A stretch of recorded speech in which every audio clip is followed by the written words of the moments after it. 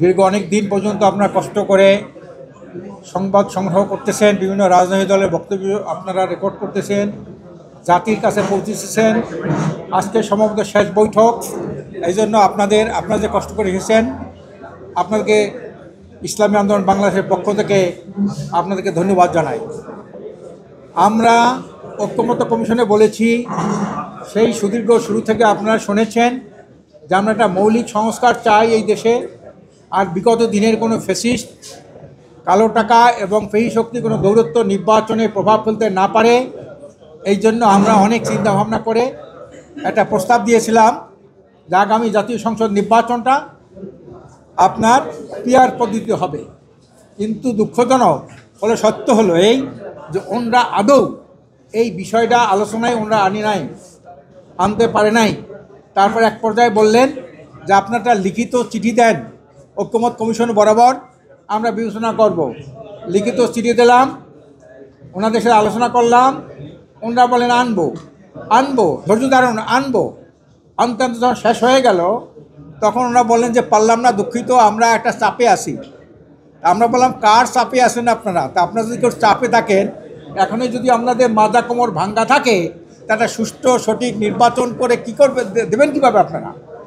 প্রিয় সাংবাদিক বন্ধুগণ, 53 বছর ইতিহাস, অত্যন্ত জঘন্য ইতিহাস, জনগণের চাওয়া পাওয়া এবং তাদের আকাঙ্ক্ষার বিপরীতে প্রতারণা করার ইতিহাস।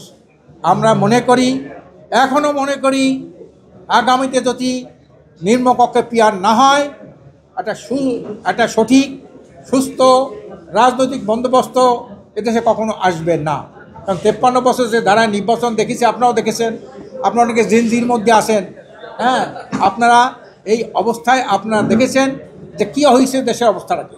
আজকের একজন নির্বাচন কমিশন প্রধান উনি বললেন যে আমি যখন সাধারণ মানুষকে নিয়ে পার্লামেন্টের মধ্যে একটা বৈঠক করলাম, ওনারা বলেন এত সুন্দর পার্লামেন্ট, আর এইখানে কতগুলা কদাচার, কত দুর্নীতিবাজদের আখড়া হইলে সংসদ। আমরা আগামীতে দুর্নীতিবাজ, সন্ত্রাসী, চাঁদাবাজ, গডফাদার এদেরকে পার্লামেন্টে দেখতে চাই না। আর এই চাঁদাবাজ মুক্ত, টেন্ডারবাজ মুক্ত, দুর্নীতি মুক্ত যদি একটা পার্লামেন্ট পেতে হয়, তার একমাত্র মোক্ষম উপায় হলো আপনার লোয়ার হাউসে পিআর পদ্ধতি নির্বাচন। আমরা এই জন্যে বারবার বলেছি, ওনাদের না শোনে আমরা ঘোষণা দিয়েছি আমরা রাজপথে ফয়সলা করব। এদেশে যত কাজ হয়েছে সব কিন্তু রাজপথে হয়েছে, এই পার্লামেন্টে বসে আলাপ আলোচনার মধ্যে কোনো মৌলিক সিদ্ধান্ত হয় নাই।